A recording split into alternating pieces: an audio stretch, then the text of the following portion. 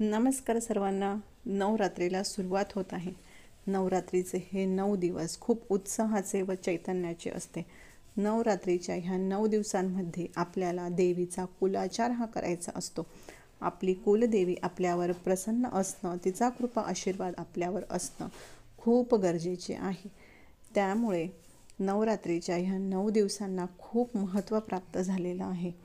तर आपल्याला नवरात्रीमध्ये दुर्गा सप्तशतीचा पाठ कसा करायचा आहे, तर त्या बाबतीचे नियम मी तुम्हाला सांगत आहे.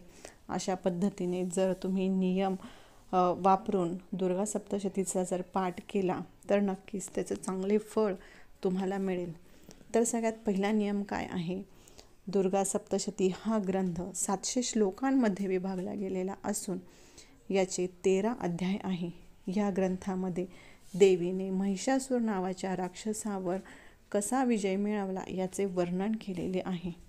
घटस्थापना करा किंवा नका करू, अखंड दिवा लावा किंवा नका लावू, पण देवीची साधी भोळी सेवा आपण या नवरात्रीत करू शकतो. सप्तशतीचे पाठ करून अगणित फायदे तुम्ही मिळवू शकतात. हा पाठ केल्याने संतान प्राप्ती होते. एखादी वस्तू हरवलेली असेल तर ती पण मिळते. आपल्या भोवती देवीचा सुरक्षा कवच निर्माण होतो. अडचण दूर होते. असा हा प्रभावी ग्रंथ आहे. हा व्हिडिओ शेवटपर्यंत बघा व काळजीपूर्वक ऐका. तुम्हाला समजेल की सप्तशतीचा पाठ कसा करावा. काहीच अडचण नाही येणार, फक्त नियमांचे पालन करा. तर दुर्गा सप्तशतीचा पाठ कोण करू शकतं किंवा कोण वाचू शकतं? तर हा पाठ, हा ग्रंथ कोणीही वाचू शकतं. महिला, पुरुष, विधवा महिला, सौभाग्यवती, कुमारिका, अगदी ज्येष्ठ नागरिकसुद्धा हा ग्रंथ वाचू शकता. तर असं सर्वजण हा पाठ करू शकतात. हा पाठ करण्याची तुमची मनापासूनची जर इच्छा असेल तर पाठ आपल्याकडून नक्कीच देवी आई पूर्ण करून घेते. कोणी करत आहे म्हणून करू नका, स्वइच्छेने करा. पूर्ण एकाग्र होऊन हा पाठ करा. मराठी, संस्कृत कोणत्याही भाषेमध्ये तुम्ही हा पाठ करू शकतात. पाठ करायला घटस्थापनेपासून सुरुवात करावी. ज्यांच्या घरी घटस्थापना करत असाल त्यांनी घटस्थापना करावी व नंतर दुर्गा सप्तशतीचा पाठ करावा. घटस्थापना करत नसाल तर फक्त पाटावर किंवा चौरंगावर देवी आईचा फोटो किंवा टाक जे काही तुमच्याकडं असेल ते ठेवा. दिवा लावा, फुले, हळदी कुंकू वाहा, त्यांची पूजा करा व नंतर दुर्गा सप्तशतीचा पाठ करायला सुरुवात करा. घटस्थापना किंवा विसर्जन हे सकाळीच करावे. संध्याकाळी किंवा रात्री हे कार्य करू नये. पाटावर लाल कापड घ्या व त्यावर पाठ ठेवावा. देवापेक्षा आपले आसन कमी उंचीचे असावे. आपण बसायला बसकर किंवा चटई घ्यावी. पाटावर पाठ ठेवल्यावर त्यांची पूजा करावी. हळदी कुंकू वाहा, फुलं वाहा. तुम्ही जर पाठ वाचायला घटासमोर बसलेले असाल तर दिवा लावायची गरज नाही. तिथे आधीचाच आपण दिवा लावलेला असतो. जर तुम्ही घटासमोर बसलेले नसाल, तुम्ही घट बसवलेले नसेल तर एक दिवा तुम्हाला लावून घ्यायचा आहे. पुरुष असेल तर त्यांनी चंदनाचा टिलक लावायचा आहे आणि जर महिला असेल तर त्यांनी आपल्या कपाळाला हळदी कुंकू लावायचं आहे. विधवा असतील तर त्यांनी हळद लावली तरीसुद्धा चालेल. कुमारिकेने हळद आणि कुंकू लावायचं आहे आपल्या कपाळाला आधी आणि त्यानंतर पाठ वाचायला सुरुवात करायची आहे. महिला मंडळांनी पाठ करताना साडी नेसूनच पाठाला बसायचं आहे. लाल रंगाची साडी असेल तर अतिउत्तम. काळे वस्त्र घालू नये. हातामध्ये बांगड्या असाव्या. कपाळी हळदी कुंकू लावूनच पाठ करावा. आता तुम्ही पाठ करण्यासाठी पूर्ण ससज्ज झाला आहात. तर पाठाला बसल्यावर सर्वात पहिल्यांदा प्रोक्षण करायचे आहे. म्हणजेच काय तर आसनावर बसल्यानंतर एका छोट्या ताम्हणात पाणी ठेवायचे आहे. त्यातले पाणी 2 ते 3 वेळा अंगावर शिंपडायचे. म्हणजे शुद्ध भावे, शुद्ध तत्वाने तुम्ही या ग्रंथाचे पठण करायला बसले आहात असा त्याचा अर्थ होतो. त्यानंतर आचमन करायचे आहे. तांब्याच्या भांड्यात पाणी घ्या व एक ताम्हण घ्या. चमचा घ्या. डाव्या हाताने उजव्या हातात पाणी घ्यायचे आणि ते पाणी प्यायचे आहे. त्याला आचमन असे म्हणतात. तर ते तीर्थ आपल्याला प्यायचं आहे. त्यानंतर डाव्या हाताने उजव्या हातावर पाणी घ्यायचे. कुलदेवीचं स्मरण करायचं. तिच्याकडे बघायचं. जणू काही आपली कुलदेवी साक्षात आपल्या समोरच बसलेली आहे. अशा अर्थाने डाव्या हाताने उजव्या हातावर पाणी घेतलेले आहे. तर ते सुरुवातीला म्हणायचं ओम केशवाय नमः, ते पाणी प्यायचं. त्यानंतर परत पाणी घ्यायचं. ओम माधवाय नमः असे म्हणायचे. त्यानंतर तिसऱ्या वेळेस परत हातावर पाणी घ्यायचं आणि ओम गोविंदाय नमः असं म्हणायचं व नंतर परत ते पाणी प्यायचे. ओम ऋषिकेशाय नमः असं झाल्यानंतर आपले आचमन पूर्ण होते आणि ते पाणी आपल्याला पिऊन घ्यायचं आहे. तर संकल्प कसा करायचा आहे? तुम्ही काही इच्छा करून जर पाठ करत असाल तर संकल्प करणं गरजेचं असतो. आपले घराणे आपल्याला मांडायचे असेल तर संकल्प करणे गरजेचे आहे. आपला उद्देश काय आहे ते सांगण्यासाठी संकल्प करावा. नाव, गोत्र व तुम्ही कुठे राहता ते सांगावे. तर मी माझे नाव सांगते.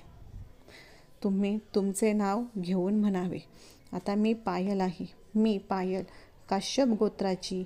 हे देवी माता, मी तुमची निष्ठेने सेवा करते. तुम्ही माझी कुलदेवी आहात. तुमचं माझ्या घरात घटस्थापनेच्या किंवा नवरात्राच्या निमित्ताने स्वागत आहे. तुम्ही माझ्या घरी असंच कायमस्वरूपी वास्तव्य करावं हीच माझी इच्छा आहे. मी कशासाठी पाठ करत आहे ते देवीला सांगायचं. इच्छा बोलत असताना 3दा हातावर पाणी घेऊन तांब्यामध्ये सोडायचे आहे. हे पाणी तुळशीला न घालता कोणत्याही झाडाला घालावे. त्यानंतर पाठाला बसावे. त्यानंतर अजिबात उठायचे नाही. आपले तोंड पूर्व किंवा पश्चिम दिशेलाच असावे. संकल्प कराल तेव्हा हेही देवीला सांगू शकता की हा पाठ किती दिवसात तुम्ही पूर्ण करणार आहात. त्यानंतर अध्यायाला सुरुवात करण्यापूर्वी उत्कीलन मंत्र म्हणायचा आहे. पहिल्या दिवशी काय काय म्हणायचे आहे ते आपण बघूया. या ग्रंथाची पूजा केली, त्यानंतर प्रोक्षण केलं, आचमन केलं, संकल्प केला, त्यानंतर उत्कीलन मंत्र म्हणायचं आहे. हे पहिल्या दिवशी करायचं. नंतर देवीची पूजा करायची. फुले वाहा, हळदी कुंकू वाहा, देवीला नैवेद्य व अध्याय वाचायला सुरुवात करू शकता. दुसऱ्या दिवशी सर्वप्रथम उत्कीलन मंत्र म्हणायचा. त्यानंतर शापोद्वार करायचा आहे. त्यानंतर अध्याय वाचायला सुरुवात करायची आहे. अशा प्रकारे पूर्ण पाठ आपल्याला करायचा आहे. उत्कीलन मंत्र ग्रंथामध्ये आहे. तुम्ही कोणताही सोपा मंत्र निवडून तो म्हणू शकता. सर्वच जर म्हणत बसाल तर तेवढा वेळ जातो आणि आपल्याला महिलांना घरातील बाकीचे कामही असतात. तुमची इच्छा असेल तर तुम्ही सर्वसुद्धा म्हणू शकतात. तर ओम श्रीम क्लीम ह्रीम सप्तशती चामुंडिके उत्कीलन कुरु कुरु स्वाहा हा उच्चार स्पष्ट करावे. शापोद्वार म्हणजे काय? कारण दुर्गा सप्तशतीमधला प्रत्येक मंत्र ब्रह्मा, वशिष्ठ आणि विश्वामित्र यांच्याद्वारे शापित केलेला आहे. त्यामुळे हा मंत्राचा शापोद्वार करायचा आहे. म्हणजेच काय तर मंत्र सिद्ध करून घ्यायचे आहे व नंतरच अध्याय वाचायला सुरुवात करायची आहे. त्यामधलाही सोपा मंत्र निवडून तो 108 वेळा म्हणायचा आहे. 5 किंवा 11 वेळा म्हटले तरी सुद्धा चालेल. ओम दुर्गाय नमः हा बीज मंत्र आहे. हा म्हटला तरी सुद्धा चालेल. म्हणजे आपण शापोद्वार केले व आता अध्यायाला सुरुवात तुम्ही करू शकता. कीलक, देवी कवच, अर्घला स्तोत्र कसे म्हणावे? कीलक मंत्र शांततेने म्हणावा. देवी कवच उच्च स्वरात म्हणा आणि अर्घला स्तोत्र सुरुवातीला उच्च स्वराने व शेवट शांततेत करा. तर अध्यायाला सुरुवात करायच्या आधी आपल्याला उत्कीलन मंत्र म्हणायचा आहे. शापोद्वार देवीचा बीज मंत्र किंवा 99 मंत्र म्हणायचा आहे. त्यानंतर देवी कवच, त्यानंतर अर्घला स्तोत्र आणि त्यानंतर कीलक स्तोत्र म्हणायचं आहे आणि त्यानंतर अध्यायाला सुरुवात करायची आहे. पहिला दिवस हा घटस्थापनेचा दिवस असतो. प्रोक्षण, आचमन, संकल्प, उत्कीलन मंत्र, शापोद्वार करायचा, कवच, अर्गला, कीलक स्तोत्र व नंतर पहिला अध्याय वाचायचा. दुसऱ्या दिवशी देवीची पूजा करायची, नैवेद्य, उत्कीलन, शापोद्वार व दुसऱ्या दिवशीचा अध्याय, अशा प्रकारे 7 दिवस तुम्हाला करायचे आहे. 13वा अध्याय कसा वाचायचा आहे? पहिल्या दिवशी गडबड असल्यामुळे पहिलाच अध्याय वाचावा, दुसऱ्या दिवशी दुसरा व तिसरा अध्याय वाचावा, शेवटी बीज मंत्र किंवा नवार्णव मंत्र म्हणायचा आहे. तिसऱ्या दिवशी एकच अध्याय म्हणजे चौथा अध्याय घ्यावा. चौथ्या दिवशी 5वा, 6वा, 7वा आणि 8वा अध्याय घ्यावा. 5व्या दिवशी 9वा व 10वा अध्याय घ्यावा. 6व्या दिवशी 11वा अध्याय घ्यावा आणि 7व्या दिवशी 12वा व 13वा अध्याय घ्यावा. 8व्या दिवशी मूर्ती स्तोत्र किंवा कुंजिका स्तोत्र. 8वा दिवस कन्यापूजनाचा असतो. या दिवशीची सुरुवात देवीची पूजा, नैवेद्य, उत्कीलन मंत्र, बीज मंत्र, मूर्ती रहस्य वाचावे, सिद्ध कुंजिका स्तोत्र, क्षमा प्रार्थना करावी, 8 कन्या व 1 मुलगा बोलवून त्यांचे पूजन करावे. 8व्या दिवशी नाही जमलं तर 9मीला सुद्धा तुम्ही हे करू शकतात. पिरियड सुतक आलं तर इतर मंडळींनी करावे. 9वा दिवस पूजा, नैवेद्य, देवीसाठी होम, हवन तुम्ही करू शकता. उत्कीलन मंत्रही म्हणायचं आहे. या 9 दिवसामध्ये आपल्याला वातावरण शांत आणि प्रसन्न ठेवायचं आहे. मोबाईलपासून लांब राहायचं आहे. सप्तशतीचे पाठ केल्याने, चंडिका याग केल्याचे पुण्य आपल्याला प्राप्त होत असते.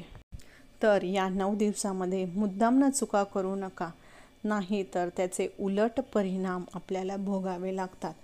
या 9 दिवसामध्ये आपल्याला मांसाहार करायचा नाही, कोणाला शिवीगाळ करायचा नाही. जर तुमच्या घरी अचानक एखादी स्त्री जर आली तर तिला तुम्ही ओटी भरल्याशिवाय जाऊन देऊ नका, किंवा तुमच्या घरामध्ये काही साखर अवेलेबल असेल तर तिला थोडीशी साखर द्या किंवा चहा द्या.